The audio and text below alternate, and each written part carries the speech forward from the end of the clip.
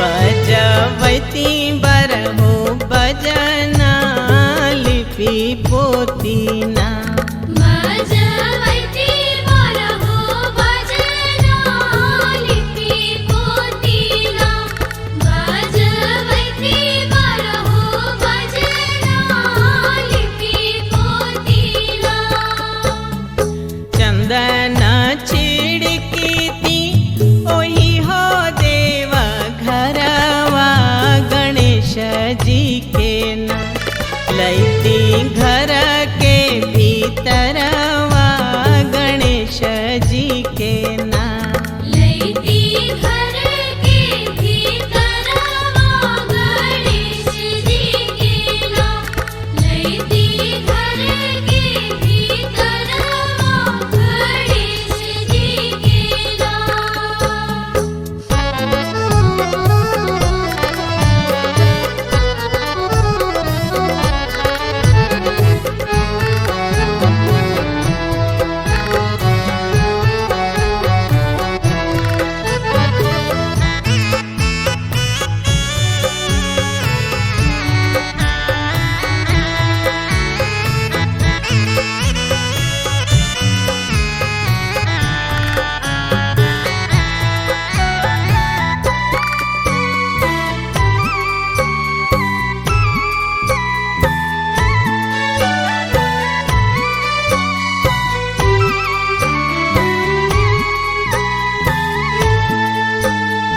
जाहूँ हम जनीती शीतली आई है अंगना लिपि पोतीना।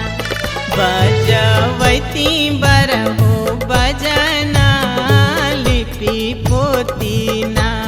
बजवती बरहो बजना लिपि पोतीना। बजवती बरहो बजना लिपि पोतीना। सुंदर सिंहासन लगई थी अंगनवा शीतली माई के। दिहती सुघर आसनवा शीतली माई के। दिहती सुघर आसनवा शीतल माई के। दिहती सुघर आसनवा शीतल माई के।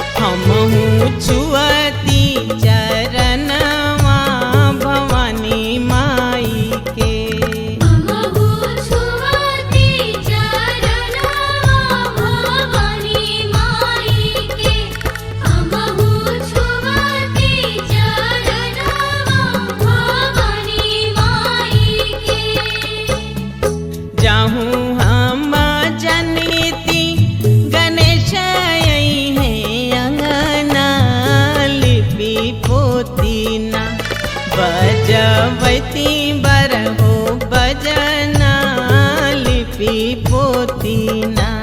बजवैती बरहो बजना लिपि पोतीना।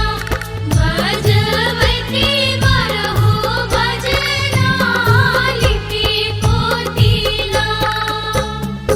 चंदन छिड़कीती ओही हो देवा घरवा गणेश जी के ना।